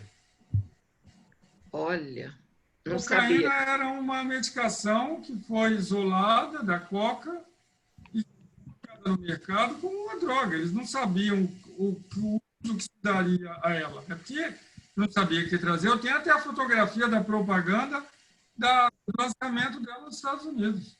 Nossa. Então, a gente tem que entender que a coca, ela não é... A planta, ela não quis criar uma droga. Tanto que quando as pessoas chegam lá em Cusco, eles dão um chá de coca. Sim. E o professor Groff explicou nesse congresso, ele disse o seguinte, que ele foi pressionado pelo governo americano e ele teve que abolir. Ele teve que abolir. Foi para a respiração holotrópica. Ele foi usar... Ele foi pressionado pelo sistema. Então, ele diz, há uma coisa ruim que traz uma coisa a briga boa. hoje se pode usar derivados da maconha ou não. Sim. Porque a maconha é uma droga que tem o THC, mas tem um canabidiol. O THC é bastante preocupante. Mas o canabidiol tem uma ação terapêutica. Então, a gente não pode simplesmente virar para uma droga, e nós adoramos fazer isso, isso chama-se preconceito. Você usou bem o termo. Preconceito é um conceito prévio. E as pessoas ainda têm dois espiritualidades. Só que com o preconceito contra a espiritualidade, hoje, quem é o maior prejudicado? Aí que é a questão. Quem é o maior prejudicado com preconceito da espiritualidade? No passado eram os espiritualistas. E hoje? No meu ponto de vista, são os materialistas. Porque eles precisam tomar o quê? Alberto Boarini, eles vão tomar remédio. Exato. Porque se eles não conhecem caminhos para pacificar a alma, se eles não acreditam na psicoterapia, se eles não acreditam em nenhuma dessas técnicas que possam estar favorecendo esse equilíbrio, eles precisam ser medicados. Tem mais da metade da população dos Estados Unidos usa psicotrópico. Clóvis, então você está querendo me dizer o seguinte, que precisa voltar ao xamã? Conceito de xamã? A palavra xamã que foi excluído do nosso... Não, o que eu estou querendo dizer é que nós não podemos ter preconceito. O xamã tem a informação dele, que tem que ser validada por todo o conhecimento ancestral que ele traz. Isso. Todo conhecimento. As plantas medicinais existem, e eu tenho também uma pós-graduação nisso, há séculos, milhares de anos. Desde lá da Grécia se usava a planta medicinal. O xamã usa planta. Não só planta, mas técnicas que também natureza favorecem essa transcendência. Só que ele era visto apenas num olhar religioso. E hoje, por um Groff, e hoje, por todas essas pesquisas que eu estou pouco a pouco trazendo aqui, xamã é um termo antigo que vem dos índios, mas extratos purificados de uma planta com uma ação terapêutica na síndrome do espectro autista, como é o caso do uso dos derivados da maconha, nós não deixa de ser, numa visão do passado, o extrato de uma planta, aí nós vamos usar um termo novo, farmacêutico, não, mas ele é purificado, standardizado, com uma contratação padronizada de uma determinada droga, que é o canabidiol. Tudo bem. Mas no passado, eles podiam usar essa mesma droga para casos em que a pessoa estava com síndromes graves, psicológicas, para o seu bem-estar. Como o Groff usou para a pessoa poder liberar o quê? O que tinha dentro dela. Como me perguntaram, eu vi o chat aqui, o nome do filme é Nice, que é da Nice da Silveira. Nice da Silveira. Nice da Silveira, ela usava a arte. Ela, através da arte, fazia as pessoas, que o Groff fazia um pouco disso. Só que o Groff usava a substância para entrar no estado alterado de consciência e para as pessoas desenharem. Eu tenho alguns livros do Groff. Groff estudou bastante a transcendência e a autotranscendência, e ele tem muitos desenhos incríveis nos livros dele. E o Groff trouxe e publicou esses desenhos. A Nice tem um museu, o Museu do Inconsciente no Rio de Janeiro, com a obra de vários daqueles que ela atendeu, e que estavam completamente isolados e surtados, e que foram se melhorando progressivamente com a arte e com o carinho dos cachorros. Tem uma passagem do filme que é belíssima. O filme é muito bom, muito bom. E o filme é incrível. Incrível. Mostra a história dela. Como que ela... Mas ela foi muito corajosa, Alberto. Mas não tenha dúvida. De certa forma, para a visão dos psiquiatras de sua época, ela podia ser vista como uma xamã. Transcendeu, né? Usando coisas estranhas. Transcendeu. Transcendeu. Os limites, né? Então, a gente tem que parar de ter preconceito, seja com qual informação, e pesquisar. É aí o Júlio Pérez, nós citamos, é aí o Groff, é aí o Roger Vulger, é aí todos aqueles que tiveram coragem de pesquisar, como foi para mim, quando eu pensei, eu vou fazer um TCC de autotranscendência, numa pós de neurociência do comportamento vinculada ao Instituto do Cérebro da Pontífica Universidade Católica do Rio Grande do Sul. Mas eu fui corajoso, foi aceito, eu apresentei e fechei o meu curso com um trabalho de conclusão de curso na área da autotranscendência. Mas isso não é um sinal de mudança, Alberto?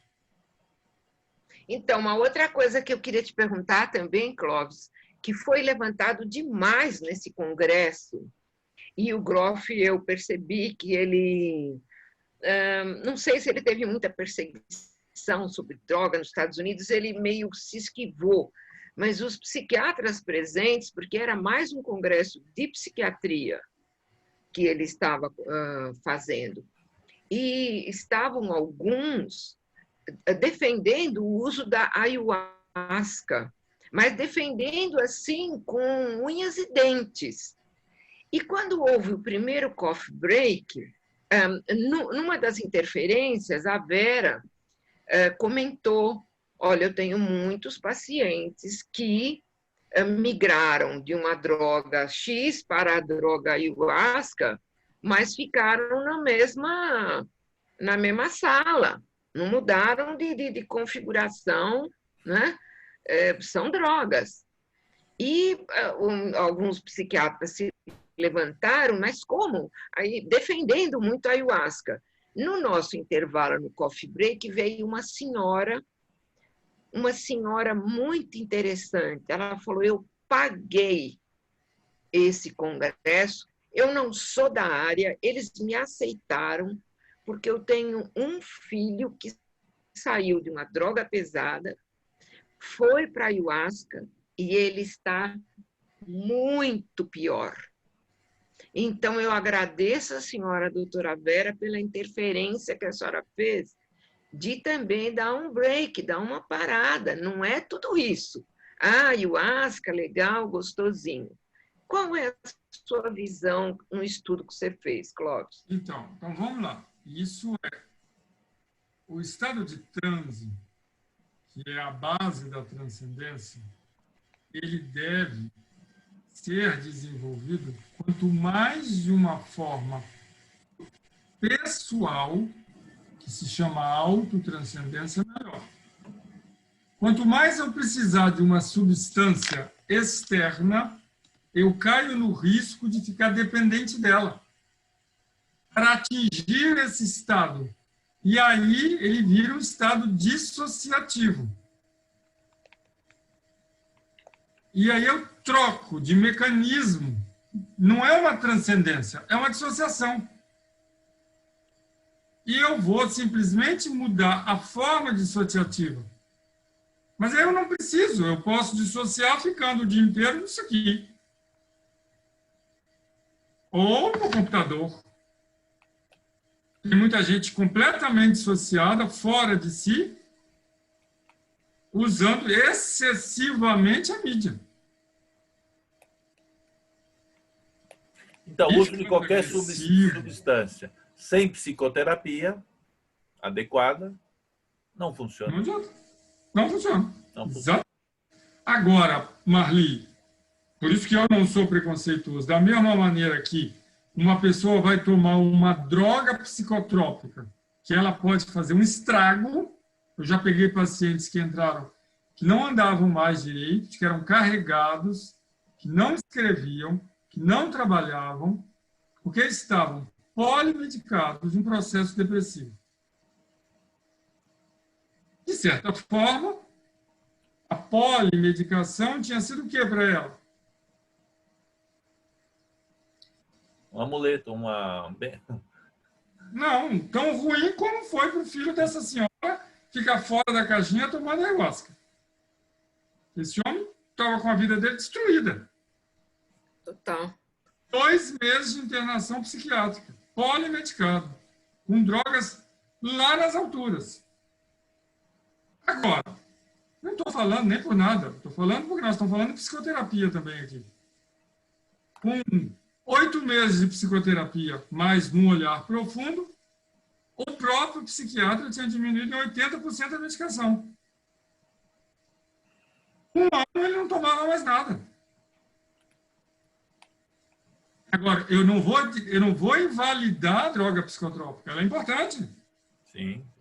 Como eu conheço casos do uso da ayahuasca, em que a pessoa realmente, a droga pesada é a cocaína, que é o que mais as pessoas saem dela, e que procura a ayahuasca para tentar sair da cocaína.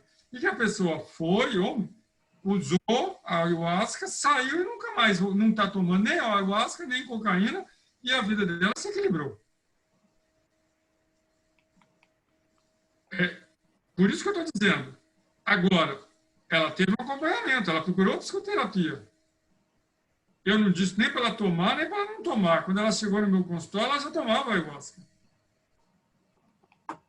Mas ela não ficou só no ayahuasca. Ela foi procurar ajuda na psicoterapia para resolver os problemas dela. Isso é. Ok? Então, nós temos que só ter cuidado, porque no último congresso que eu fui de neurologia, tanto com o Brain... De amanhã até o fim de semana, teremos dias seguidos com grande volume. Como o congresso que eu estive como o congresso que eu estive da BNEP, que é a Associação Brasileira de Neuropsiquiatria Infanto-Juvenil, estava muito claro que muitos neurologistas estão usando o uso dessas substâncias derivadas da maconha, que é principalmente o uso da canabidiol, com excelente resultado, tanto que já está autorizado pelo Ministério da Saúde. Sim. Mas até essas pesquisas e estudos, Marli, era considerado uma droga. Agora, eu também tive um professor que eu tive aula no curso de neurociência, que era da Inglaterra, do colégio de Londres, no King's College de Londres, que é uma das mais conceituadas escolas de psiquiatria, que ele apresentou inúmeros trabalhos do THC, que é o tetraidrocannabinol, provocando fenômenos psicóticos. Levando pessoas a quadros psicóticos em casos de surto. E ele provou, com vários estudos, que essa droga pode causar surto.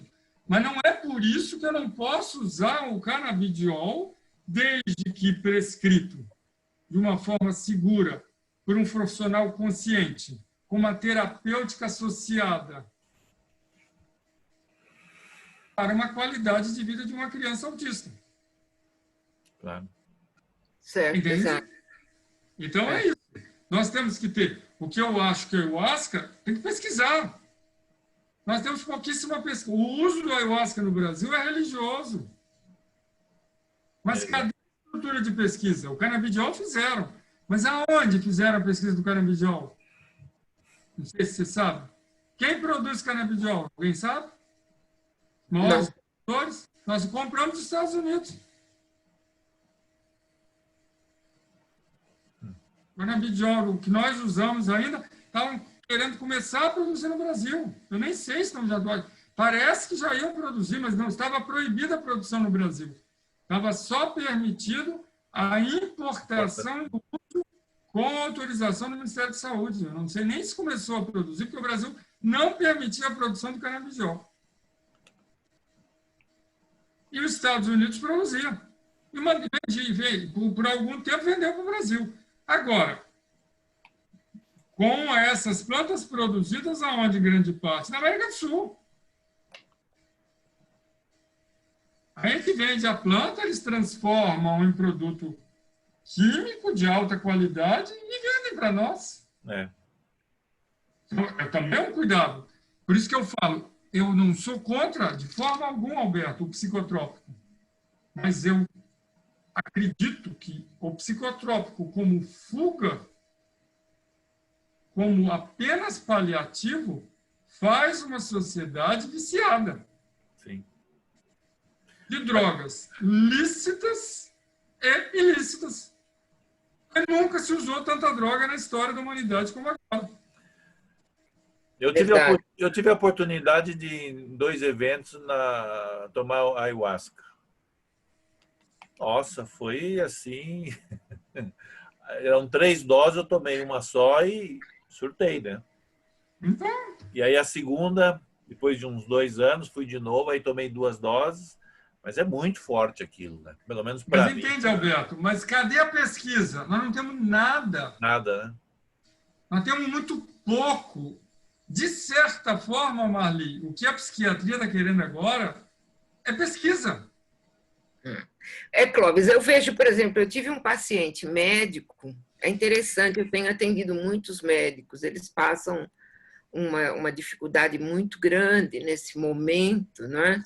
Que eram os médicos deuses, então eles não são mais deuses, né? Eles estão diante de uma situação difícil para eles mesmos, né?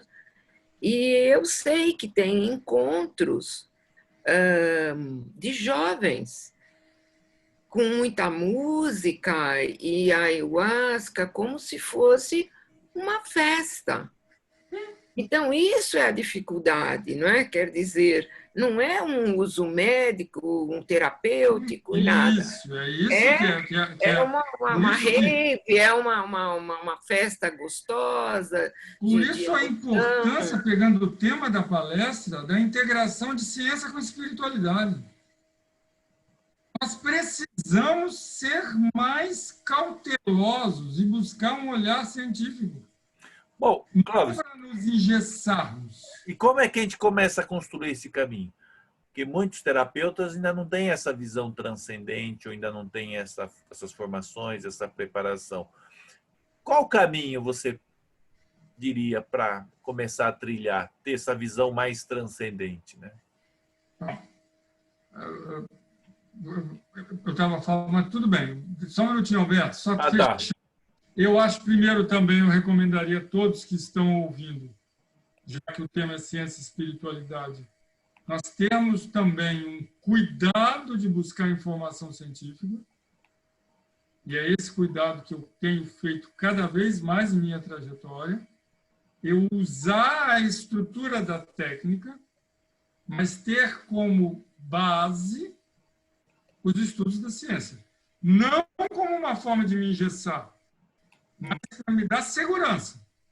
Porque um dos atributos para que eu tenha a transcendência é a segurança. Sim. Porque aí eu não preciso de ayahuasca. Eu consigo atingir, se você for fazer Vipassana, em Vipassana você vai para a autotranscendência pela respiração, pela meditação. Mas você tem que ter estrutura moral para dar conta. Então, a transcendência, ela não necessita de droga, Alberto. Exato. Por isso que o meu trabalho foi a autotranscendência. Porque a autotranscendência é a capacidade que cada um de nós tem de atingir a transcendência. As formas de regressão, também, a forma como com o DMP. A hipnose, né? É uma maneira. São formas. A psicodrama, a psicodança, uma música profunda. Há N formas, né? Lá nesse trabalho eu apresento várias pesquisas. O que eles chamam de AUI, que é você entrar em contato com a natureza. Eu tive uma experiência dessa, eu já tive. Lá na base da Aconcagua, quando você olha aquele gigantismo, eu estava lá na base da Aconcagua, e a energia, a presença daquele que é um dos mais altos dos nossos montanhas da América, Sim. Tudo aquilo, eu estava lá onde o pessoal, com aquele monte de gente que morreu tentando escalar, eu fui lá na subida, indo para o Chile, eu estava na divisa da Argentina com o Chile, na base da Aconcagua. Fantástico! Aquilo lá dá uma experiência de transcendência no contato com o divino pela natureza. Eu também tive uma outra, citando alguns exemplos que eu tive, no meio de Corumbau, que é uma praia belíssima na Bahia, do lado de Caraívas, que é uma ponta, e eu acordei de madrugada e fui ver o sol nascer dentro da ponta do Corumbau. Foi uma experiência incrível de energia da natureza. Isso é transcendência. Transcendência pelo ambiente, pelo meio da natureza. Sim. Isso E temos a transcendência dentro de nós mesmos. Quando fazemos o trabalho interior... Eu estou lembrando, estou dando outros exemplos. Eu lembro quando meu primeiro filho nasceu, que eu assisti o parto. Quando eu vi, saindo de dentro da minha esposa, o meu filho. Agora está lá em Chicago, mas aquele momento, para ela e para mim, foi um momento de transcendência. E quem aí é mãe sabe disso. Exato. Algumas mulheres têm, inclusive, um momento de gozo. Uma dor muito grande, mas eu tenho um amigo meu, que é ginecologista obstetra, e ele estudou que em vários casos de partos as mulheres entram nesse estado de transcendência. Isso é incrível, porque não tem... E aí, não é a anestesia que gera isso. Sim. E eu vivi isso dentro do hospital. Sabe quem me ajudou muito, Marli? Dentro do hospital, eu vivi muitos desses estados de transcendência. Minha irmã, que está aí assistindo, lembra? Porque eu descrevia para a Patrícia. Eu tive várias experiências de autotranscendência dentro do hospital. Você vê? Estudar Groff. Porque ele chama de emergência psicoespiritual. Outro livro aí, para quem está pedindo biografia. Groff tem um livro só de emergência psicoespiritual. Muito Chama bom. isso de emergência psicoespiritual. Foi o que eu vivi. Nesse congresso, você ia ficar louco nesse congresso. Porque eles trouxeram alguns livros em inglês que não tem aqui no Brasil. E eu comprei uns 3 ou 4. Eu tenho uns 4. Eu tenho Psicologia do Futuro. Tem um ótimo dele que se chama A Psicologia do Futuro. Stanislav Grof. Sim. É um resumo de vários livros dele. Muitos casos, muitos desenhos. Ele é bem explicadinho. É o mais fácil de ser lido. Gente, a gente foi pedir para ele autografar, eu e a Vera, né? As grofetes, né? As grofetes, foi lá. Grofetes vão parecendo aquela coisa dos druidas lá, dos bonequinhos lá do... Mas, olha, ele recebeu... Vem, minha filha, vem aqui. Abraçou a gente. Não quer tirar uma fotografia? Eu tirei fotografia com ele, porque eu sou grofete mesmo, né? Assim, deixa eu tirar uma fotografia. Mas essas uma coisas pessoa que eu sou meio alegrinha Maria. mesmo. Eu acho que vocês têm mesmo que parabenizar uma pessoa como essa. Com certeza. Ele foi Ele está vivo corajoso. ainda, Marli? Eu não entendi, Alberto. Você perguntou? Ele é vivo ainda? Repete, Alberto. Ele ainda é vivo e você nem sabe. 90 e não sei quanto casou de novo. Porque aquela famosa esposa dele, tudo, o cara é um conquistador. Sabe, assim, ele é muito bonito, ele é um homem, assim, né, de Praga, alto, Sim. forte, e ele não é assim arqueado dos 80 e não sei quanto. Claro. Ele é forte, de personalidade, você vê no corpo, no olhar corporal dele. Agora eu não sei, isso bacana, já faz uns 4, 5 anos. Nós estamos chegando ao final. Eu queria saber se alguém do grupo quer fazer alguma pergunta para o Clóvis, para mim, ou mesmo para a Marli, sobre essa ponte que estamos fazendo entre a ciência e a espiritualidade, se alguém tem alguma dúvida, quiser aproveitar, é só abrir o microfone, porque temos mais alguns minutos.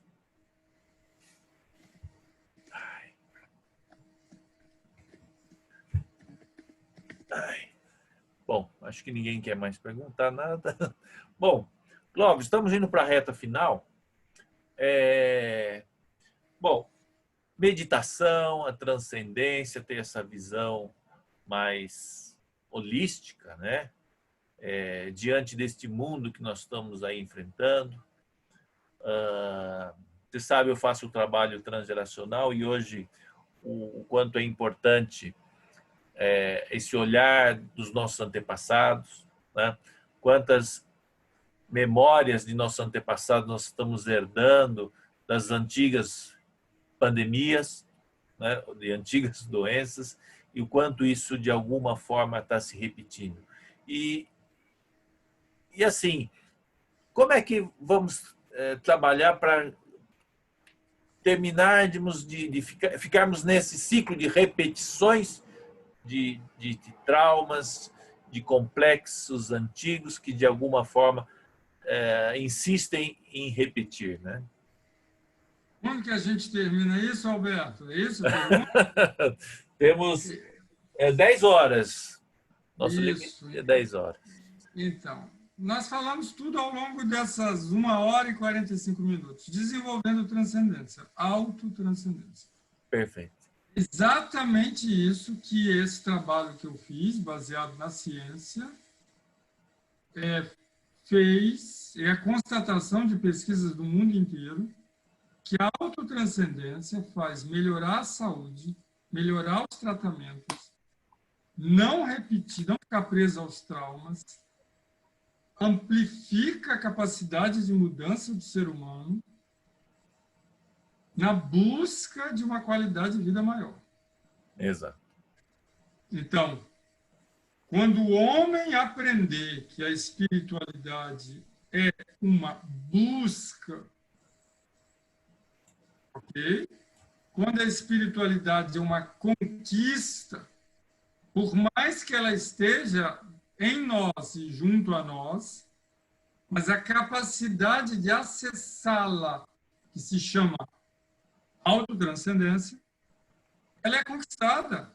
E assim foi durante séculos, por aqueles que antes de nós foram chamados de xamãs, santos, profetas, pitubisas, e que seja o nome que se queiram dar, avatares, mestres, monges, e assim sucessivamente. Esses foram aqueles que saíram da roda da encarnação.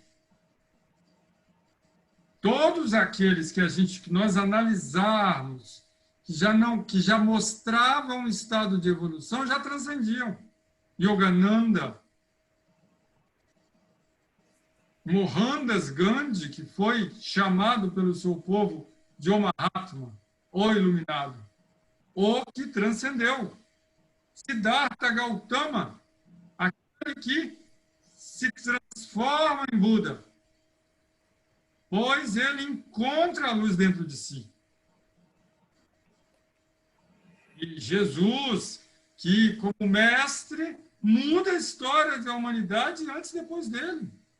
Mas ele transcendia que ele caminhava. Ele transfigurou junto com Elias e Moisés, na vista dos discípulos. Ele caminhava nas águas. Sim. Experiências de pura autotranscendência. Mas ele também soube sofrer e na crucificação ele pede ao Pai para perdoar as pessoas que não sabiam o que estavam fazendo. Naquele momento, uma Joana d'Arc que transcendia, tinha autotranscendência, era queimada como bruxa. Gandhi foi assassinado com tiro depois de libertar tanto a Índia como o Paquistão. Sim. Por paquistanês. Quantos não morreram por terem transcendido? Mas morreram livres, Alberto. Purificados de toda essa complexa toxicidade desse mundo ainda tão preso ao gozo material. Verdade. Então, é indiscutível que a ciência tem se aproximado da espiritualidade e esse é o caminho natural para a evolução da humanidade. E quanto mais isso acontecer, terá o espaço para tudo, para drogas. As drogas têm um espaço, a matéria tem um espaço, a família tem um espaço, a religião tem um espaço, a crença tem um espaço. tudo tem um espaço. Mas como a Mali citou, como você citou, como eu citei, sem exagero. O perigo é o exagero. Sim. E se você transcender demais, o que pode acontecer também? Acontece nas experiências de quase morte, que eu nem falei delas. Você não quer voltar. Sim. Porque você começa a observar um universo tão transcendente que é difícil voltar Claro. Quem quer para voltar? um universo natural. Ainda tão sofrido. Por isso que quando na outra pesquisa que eu fiz, que foi a da pós em filosofia e psicanálise, alguns que tiveram experiência de transcendência, Jung voltou, ele teve uma experiência de transcendência que ele saiu do corpo, saiu da Terra e olhou a Terra de fora. Está lá no livro Memórias dele. Sim. Mas ele voltou péssimo. Porque é muito difícil, depois de ver e viver isso tudo, Querer voltar. Eu já tive experiência. São Tomás de Aquino falou o quê quando ele teve a dele? Depois do que eu vi, tudo que eu já escrevi virou palha. Não escrevo mais, parou de escrever. 6 meses depois, ele morreu. Eu já tive experiências, Clóvis, por exemplo, de renascimento. Pessoas que a gente faz todo aquele psicodrama físico da gestação e na hora do parto as pessoas não querem nascer. Não querem renascer. Exatamente. Terrível. Isso eu não queria Isso é muito sair. complicado. Por isso que até a transcendência a gente tem que ter cuidado. Olha que incrível. É. A vida, aí eu vou concordar com o termo do budismo, que se chama equanimidade. E é o equilíbrio em todos os sentidos. Então, eu digo isso para todos que estão assistindo. O mais importante é a busca do equilíbrio. Exato. Por isso que leia de tudo e retenha o que é bom.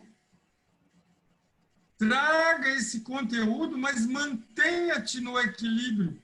Sem preconceito, mas sem aceitação cega. Claro. Tudo isso é exagero. No equilíbrio, eu saberei ler e tomar consciência daquilo que é real, proveitoso e útil. E colocar a serviço do semelhante. E também ao meu serviço, na minha própria elevação. E aí é uma baita ferramenta profissional que fará com que qualquer um profissional dê conta. Porque, como a Marli falou, e eu também estou vendo, tem muito profissional da área de saúde ficando doente. Por quê? Porque está muito pesado. Hoje, a saúde mental é a última área que não foi ainda resolvida pela ciência. Por quê? Eu diria, porque ainda se tem uma visão materialista de algo que transcende. Exato. Como se tudo tivesse aqui, né? Se tudo fosse cérebro. Tudo está aqui, né? Está mais do que provado que não é, porque as drogas não resolveram apenas. O carbolite continua existindo há décadas e ele não resolveu. E nem droga de última geração, que uma caixa dela custa mais de R$1.000, também não resolve. E eu não sou contra elas. Eu acho elas muito importantes. A descoberta das drogas psicotrópicas foi um grande marco para que se acabasse os sanatórios, para que acabasse as internações, o abandono daquele que vivia saúde mental. E nós temos que também agradecer todos os farmacêuticos que pesquisaram e desenvolveram essas drogas. Exato. E todos aqueles que prescrevem com cautela, com equilíbrio. E eu falo isso que meu irmão é psiquiatra. mas um psiquiatra que já fez curso de Roger, que já fez curso de terapia cognitiva comportamental, que tem informações, que já fez curso de respiração holotrópica, que ele conhece muito de psicoterapia. Então, ele consegue, como psiquiatra, integrar a psicoterapia, pelo menos como compreensão. Bom, vamos ver se nós conseguimos caminhar para um mundo melhor, né? Isso. Porque vamos precisar. O mundo vai precisar, né, de coisas boas, boas energias, boas práticas, sair das nossas conservas, limitantes, né, e expandirmos a nossa cabeça, enfim. Saímos do radicalismo, né, ou de um lado ou de outro, que isso também está dividindo o mundo, né? Quando você escolhe um lado, você divide o mundo. Com certeza. Né? Então, a união dos lados, né? Bom, eu acho que nós estamos chegando, então, Clóvis, ao fim aqui da nosso encontro. Estou maravilhado com as suas palavras, com as pessoas que estão aqui presentes, Marli, todos, só tenho que agradecer. Eu tive a liberdade de gravar, se alguém for contra alguma coisa, me avise, tá bom? Mas acho que foi uma grande aula para nós. E, Clóvis, você dispor do seu tempo em participar aqui, aceitar meu convite, trocarmos um pouco dessas ideias, da sua visão, da sua experiência. E gostaria, então, que você desse as últimas palavras aqui para deixar para a gente. Minhas últimas palavras, acima de tudo, são de esperança. Eu sou uma pessoa, acima de tudo, muito motivada e tenho uma visão esperançosa. É isso que também me motiva. Claro. Nós precisamos ter esperança e ampliar a nossa visão, percebendo que muito já foi feito e ter gratidão por tanto que nós já conseguimos melhorar. Nós que temos essa capacidade de estudar a história do seu passado. Então, uma das coisas que eu mais sofria lá nos cursos do Roger é ver o que nós já fomos capazes de fazer. Nem todos aqui conhecem, mas que um dos modos, era o último deles, que trabalhava a sombra. Eu fiz esse modo em Brasília, lá no interior lá de Goiás, e eu lembro das coisas que vinha lá na sombra de cada um. Meu modo preferido. E a gente vê isso, a capacidade que nós já tivemos, enquanto almas, de nos perdermos na matéria. E isso me ensinou a não julgar para não ser julgado. Exato. Porque se eu também tive, enquanto alma, as minhas próprias fraquezas, e ainda tenho, enquanto ser encarnado, claro, eu preciso aprender essa lição de, ao invés de julgar, estudar, compreender, me dedicar, me envolver, acima de tudo, com esperança. E acolher, né, Clóvis? Acolher. Acolhimento, acho que hoje acolhimento em dia, amoroso, mas um amor transcendente. Principalmente como terapeutas, né? Nós como terapeutas. Principalmente como terapeutas. Psicoterapia é a terapia da mente. Sim. E a ferramenta básica é o acolhimento. Exato. Porque no acolhimento eu faço vínculo, confiança. Eu gero o campo único, possibilitando a pacificação interior. E aí a paz um dia reinará na Terra. Quando os seres da mesma transcenderem de uma visão limitada, parcial, conflituosa, egoísta, para uma visão compartilhadora, ecológica, Sim. Transcendência. Espiritualizado. Que bom. Obrigado, Clóvis. Marli, um grande beijo, um beijão para todas vocês. Muito, muito, muito obrigado. Estou muito feliz por este encontro. Aprendemos bastante, tá bom? Bom, tem meus e-mails aí, quiser informação, alguma coisa, tá? Só quero revelar que o meu livro está quase saindo, tá? Está na última revisão. Muito bem, Alberto. Mais um mês aí. Já avisei que eu quero aí comprar um exemplar. Entre com certeza. aí os dados. Okay? Quando vier a São Paulo, Clóvis, me procura, hein? Tá certo. Tá bom? Vamos comer um sushi. Marli, idem, e todos também que não são de São Paulo, quando vier a São Paulo, me procurem, tá bom? Se cuidem, né? Quem não está vacinado ainda, espera a vacina, que a vacina vai chegar, uma hora vai chegar, e se protejam, tá bom? Felicidades aí para todos, tá bom? Grande abraço. Grande beijo. Tchau. Até lá. Clóvis, obrigadão mais uma vez. Até lá.